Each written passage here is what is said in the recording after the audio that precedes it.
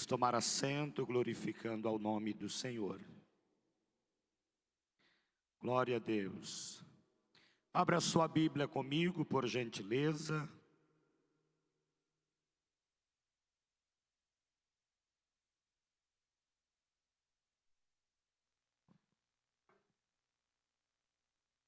Em Atos dos Apóstolos, capítulo de número 2,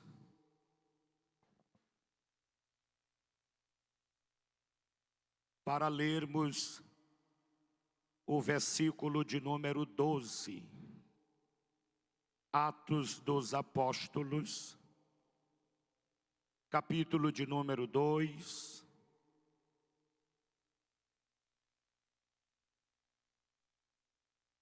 versículo de número 12, este versículo, ele é o penúltimo versículo para encerrar o segundo parágrafo deste capítulo. Enquanto você encontra, eu quero agradecer a Deus, outra vez, como fizemos pela manhã, pela vida do pastor Raimundo Francisco, pela vida do pastor de Assis, ele é carinhosamente assim chamado por nós. A missionária Geide está ali, perto de Francisco Neto. Que maravilha, que bom, que bom. Deus abençoe poderosamente, obrigado pelo honroso convite, pela lembrança. Pastor Emiliano, pastor Tiago Nena, a todos os amados obreiros presentes, irmão Saulo, que tem sempre cuidado da gente, e o sonoplasta.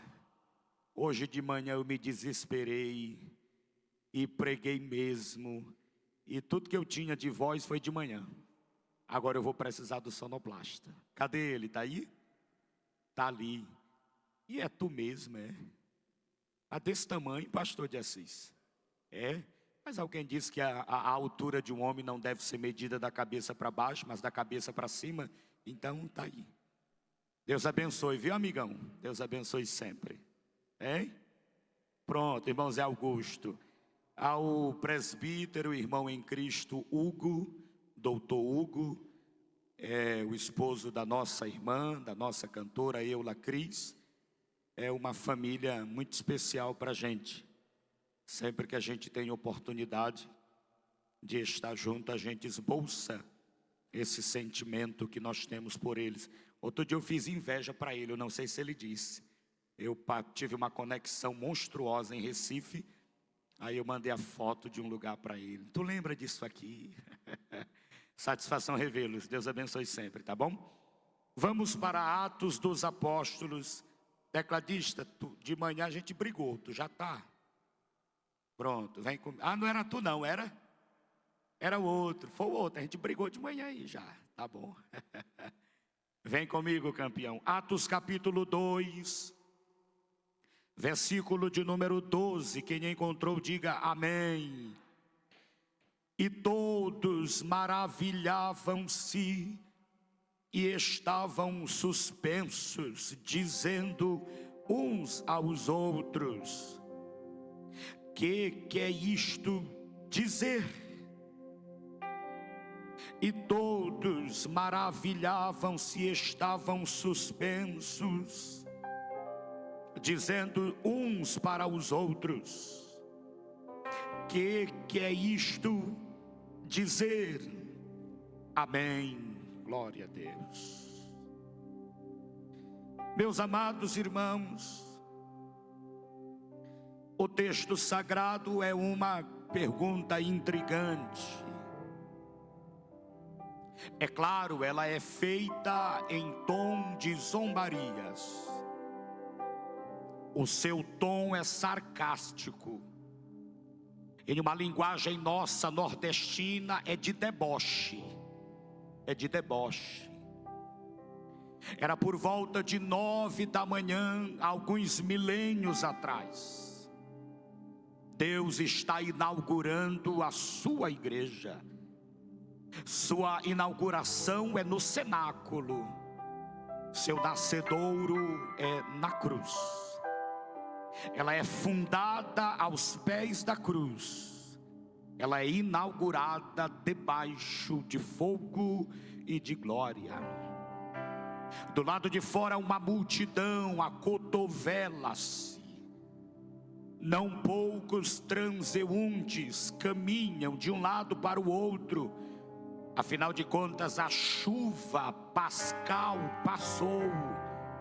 Agora nós estamos no dia de Pentecostes. 50 dias escasseou-se a chuva. As estradas estão plenamente trafegáveis. Acredita-se que mais de 100.000 pessoas estão em solo sagrado em Jerusalém. Do lado de dentro começou com 500 irmãos. Já agora não há tantos, mas ainda sobrou uma minoria perseverante, resiliente. E a recompensa, o pago, o troféu por esta perseverança foi o cumprimento parcial de Joel 2:28.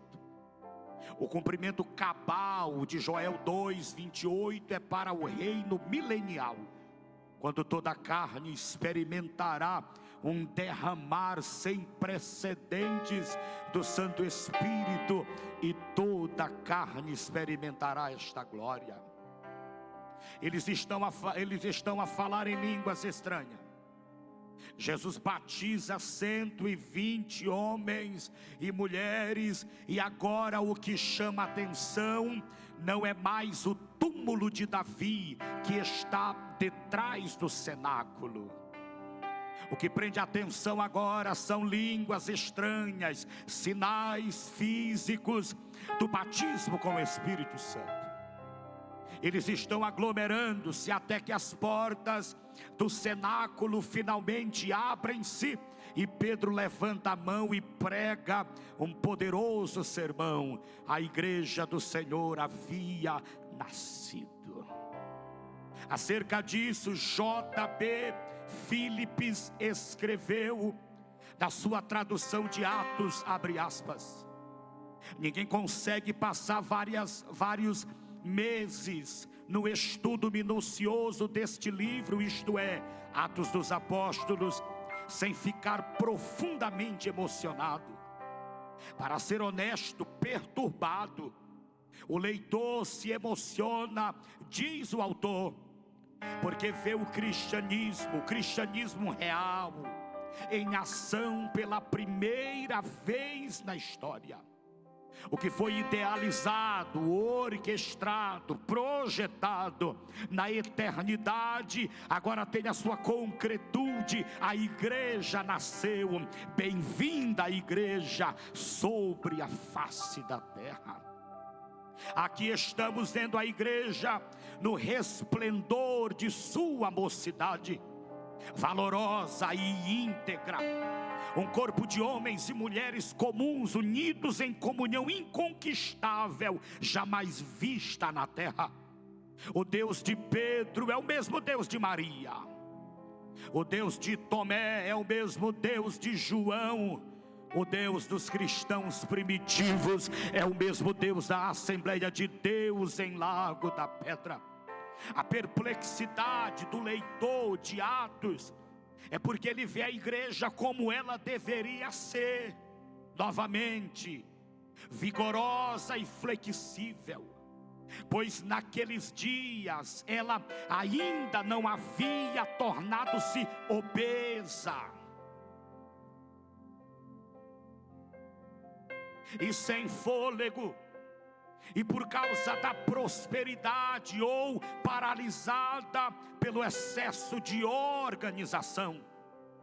Os cristãos primitivos divergem profundamente da igreja moderna, porque eles não aceitavam atos de fé, eles criam. Eles não recitavam orações, eles oravam de verdade. não faziam palestras sobre medicina psicossomática, eles simplesmente oravam e as enfermidades eram destruídas pelo poder do nome daquele que é Senhor para todos sempre. A Lucas, senhores pastores, nós somos devedores, porque é Ele que nos fornece pelo menos 3 informações a partir desta segunda obra, Atos dos Apóstolos. Em primeiro lugar, qual foi a sequência da história? O que começou dentro do cenáculo foi para onde? Foi detido pelo Coliseu em Roma, foi detida pelos leões vorazes do Coliseu, foi interrompido por planos medonhos e diabólicos de imperadores, de Césares, de homens maus. Lucas nos dá a informação de que esta igreja, que começa com 120 homens e mulheres, no primeiro momento já pula para 3.120. No segundo momento já são 8.120. Depois o próprio Lucas escreve dizendo: e era uma multidão daqueles que criam para a glória de Deus. Número 2, o que fez o Senhor a seguir? Os aventais de Paulo, a sombra de Pedro, o testemunho de João. A igreja progrediu para a glória do nome do Senhor. A despeito de toda a oposição do Sinédrio, a despeito de todo o levante infernal, a despeito de tudo que o diabo projetou para deter esta igreja, a promessa que o Senhor fez permaneceu de pé e permanece de pé: edificarei a minha igreja e as portas do inferno não prevalecerão contra ela. É por isso que o projeto Arca de Deus continua dando certo, é por isso que o projeto de evangelismo continua dando certo, é por isso que o projeto Resgate de Vida continua dando certo, porque nós estamos debaixo de uma promessa: o diabo venha como vier, faça o que queira fazer, a igreja permanece debaixo de uma promessa.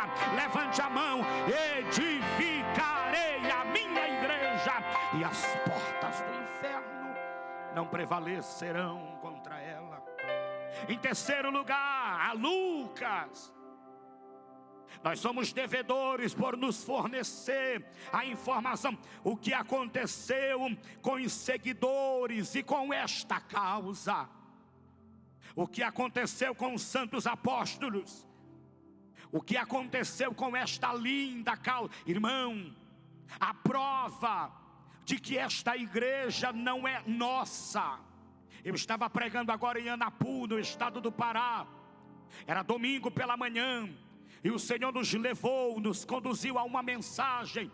E um dos pontos da mensagem era os pronomes possessivos que Deus usa para a sua igreja, ou que o noivo usa para a sua igreja. Ele chama, por exemplo, de minha pomba, minha amiga, minha irmã. Aí eu aproveitei o momento e disse: a igreja não é de pastor, a igreja não é da Câmara de Vereadores, a igreja não é da Assembleia Legislativa, a igreja não é do Judiciário, a igreja não é do Executivo, a igreja não é de homens, a igreja pertence a Cristo. Se ela fosse nossa, os leões teriam acabado com ela, Nero teria acabado com ela, Sétimo Severo teria acabado com ela, os grandes imperadores teriam acabado com ela, a cortina de bambu teria acabado com ela, a cortina de ferro teria acabado com ela, a Santa Inquisição teria acabado com ela, o socialismo teria acabado com ela, o comunismo teria acabado com ela, o totalitarismo teria acabado com ela. Mas o comunismo está sepultado, o socialismo está sepultado, os imperadores estão sepultados, os inimigos da igreja estão sepultados. E onde está a igreja? Pode jogar a mão no terceiro andar. A igreja é invencível. Edificarei a minha igreja e as portas do inferno. para quem está do lado: você faz parte desta igreja.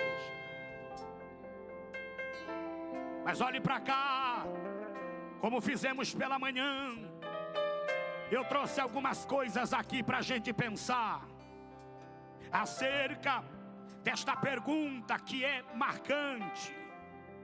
Eles estão olhando para os discípulos cheios, e o aspecto é glorioso, porque eles estão olhando, pastor Hugo, e eles veem 9 da manhã. Judeu não bebe 9 da manhã.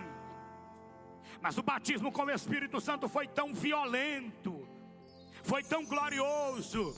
Parece que eu vejo Pedro com o joelho meio trôpego. Parece que eu vejo João tão cheio, mas tão cheio, que ele quase não consegue ficar em pé. É por isso que os judeus, Marcos, estão perguntando: o que é isso? Que vergonha é essa? 9 da manhã já estão bêbados. Irmãs, irmãos, eu estive agora em Laranjal do Jari,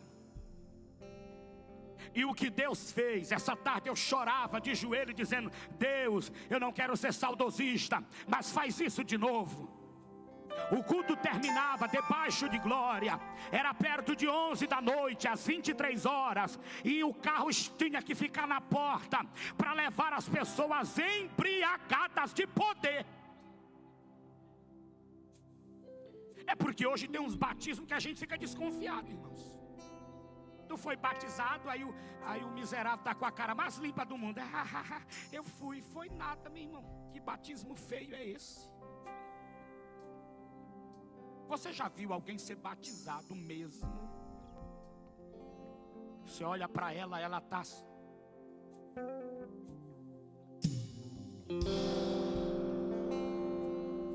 Minha filha...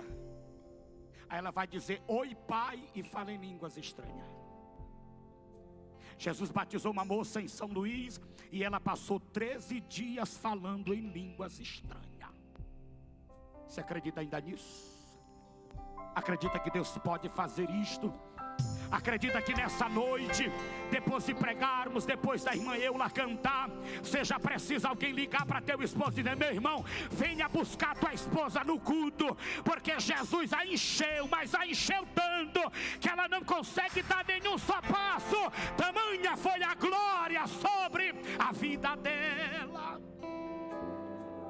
Essas coisas, elas geram, em primeiro lugar, perplexidade. Pentecoste sempre vai gerar perplexidade. Eles estão olhando para o povo e estão dizendo: o que isto significa? Como é que pode uma doutora, um doutor, todo cheio de catarro, todo cheio de lágrimas? Meu Deus, que escândalo! O pastor não pode ficar assim no culto. A gente não pode ficar frio no culto. Eu estou cansado do modo automático, irmãos. Estou cansado. Essa tarde eu dizia para Deus em oração: Deus, desliga o modo automático e toma a minha boca, toma a vida de quem vai estar ali presente no culto. Que seja uma noite extraordinária, onde o teu Espírito Santo tenha liberdade para agir.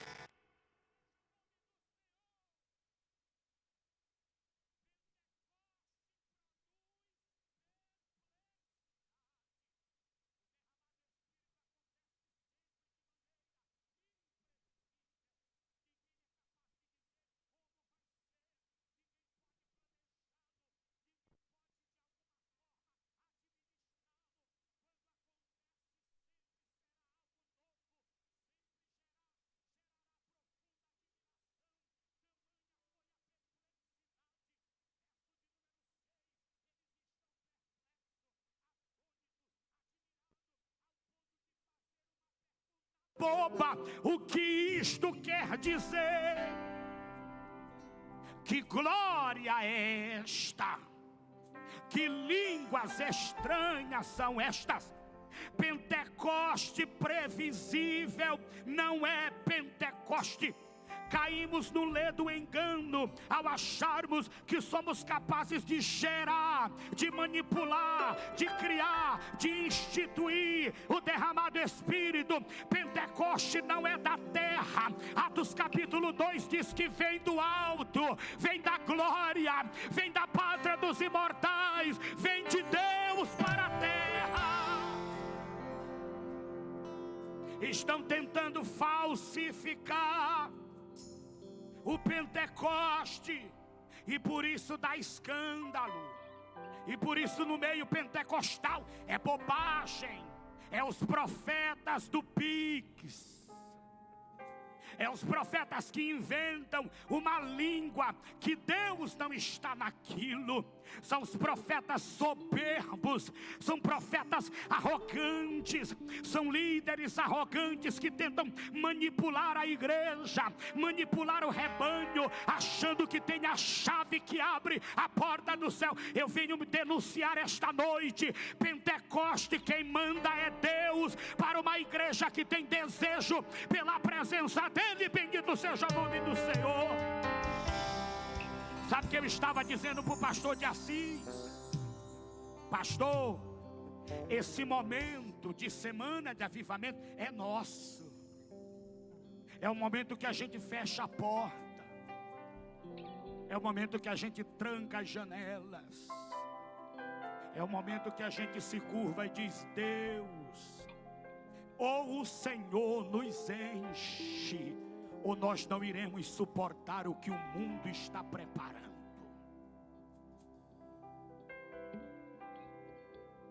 Irmãos, eu penso, senhoras, que uma visita de alguém que vai visitar alguém vazio deve ser no mínimo infernal. Vai falar o quê? Vai abrir a boca para dizer o quê? Vou repetir: um louvor, uma pregação, uma visita sem Deus é no mínimo infernal. Por isso que Deus, uma vez por ano ou mais, nos coloca dentro de um ambiente como este. E a pergunta dos céus é: você quer ser cheio? Você deseja ser cheio? Ou você é daqueles que vem apenas para estar olhando e depois para ir para a internet? Meu Deus, que exagero! A irmã Eula não deveria cantar assim, o Olivantes não deveria pregar assim. Meu Deus, que exagero! Ainda dá tempo de voltar para casa, ainda dá tempo de participar lá embaixo do casamento. Agora, se ficar aqui, tenha certeza, tem uma nuvem de glória sobre nossas vidas. Deus quer nos encher nesta noite. Quem vem desejoso de ser cheio do Espírito de Deus, não deixa o vizinho perceber, de canto de olhos, de modo bem discreto. Veja se ele tem cara que veio para o culto desejando ser cheio. Não, assim não, ele vai perceber, discreto. Pastor, ele está com a cara meio enxuta aqui, tá? Então dê um toque nele e diz assim: se tu não der glória, eu te dou um beliscão. Aí tu mostra a unha grande, olha aqui a unha para te beliscar. Pentecoste produz perplexidade, irmãos. Pastor de Assis disse aqui: o Deus sempre presente, quando resolve se manifestar. Na Rua Azusa, por exemplo, várias vezes o bombeiro era chamado: Senhor Simon, Senhor Simon, a igreja está pegando fogo, pode entrar. Quando entrava não tinha fogo. Quando entrava o teto estava intacto, o telhado estava intacto. Que fogo era aquele, igreja? Que fogo era aquele, igreja? Olhe para cá, por que não acontece mais? Pastor, isso foi lá na outra América. Não, aconteceu bem aqui na capital.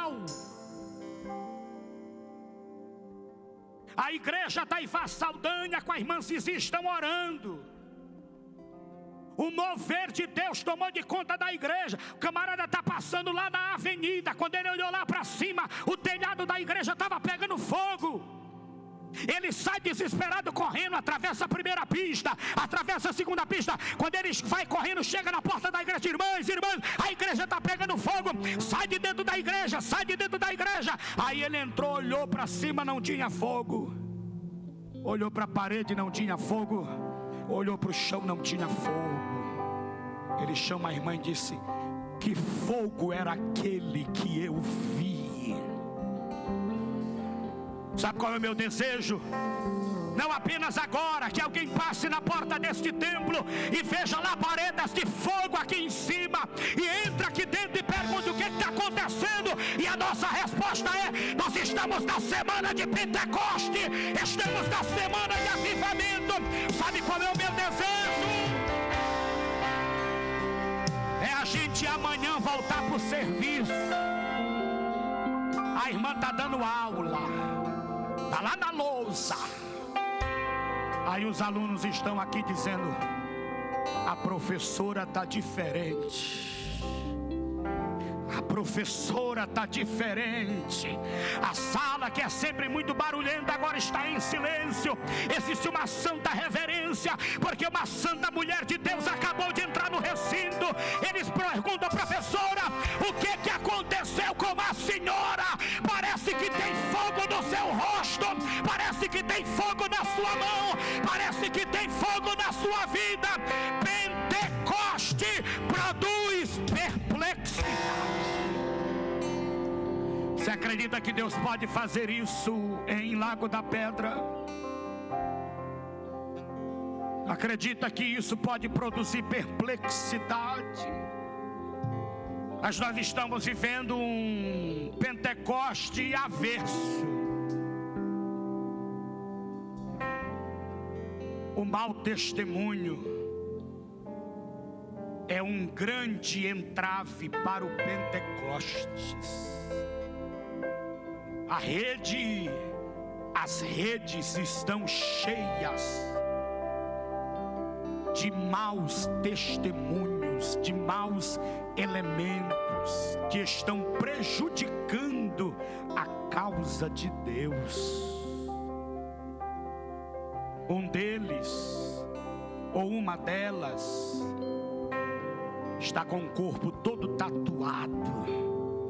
O outro disse agora: meu Deus do céu, por que eu vejo essas coisas?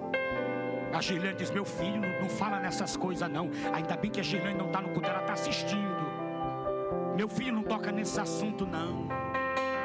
Mas eu vou tocar, porque até outro dia ele estava cantando em nossas igrejas. Aí agora num podcast para lacrar, ele disse que estava dando uma palestra para quase 2.000 pessoas, só homens e mulheres. Aí ele teve a audácia de perguntar se ali não tinha alguém com sentimentos homossexuais. Meu amigo, se você, como diz o bom nordestino, é coalhira, problema é seu. Porque o mal do movimento LGBT é que eles são e quer que eu seja. Eu não sou.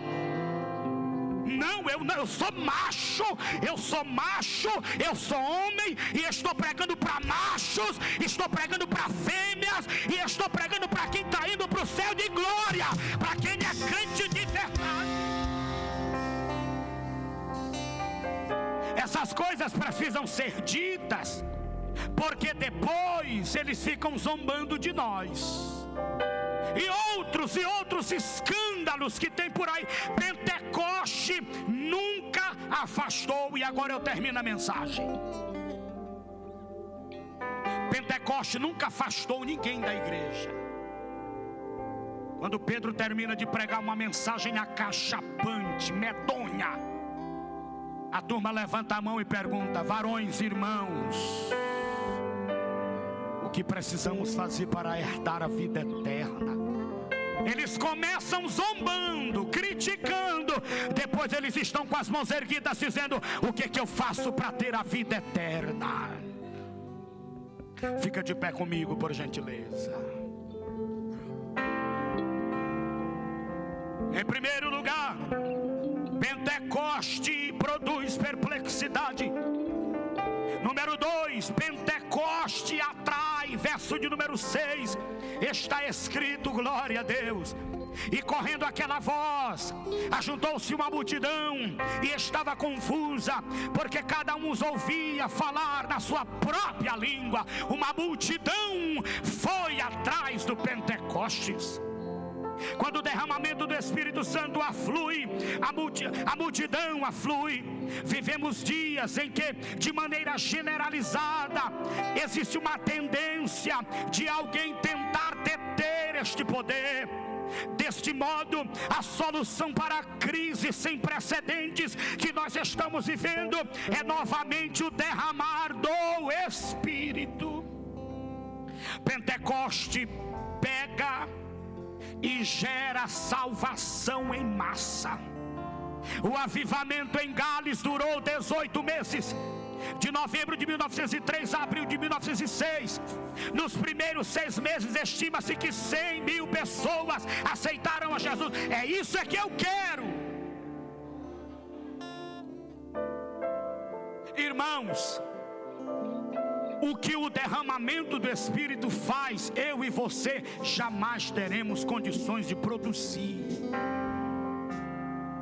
Não apenas isto, depois de 5 anos, 80% dos convertidos ainda estavam firmes. Isto é Pentecoste, isto é avivamento.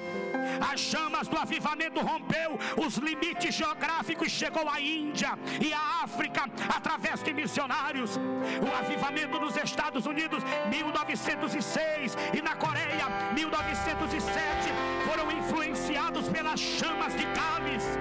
G.C. Davis, agora com 80 anos de idade, disse, abre aspas: alguém falou que o avivamento acabou, pois eu digo que a chama continua acesa no meu coração.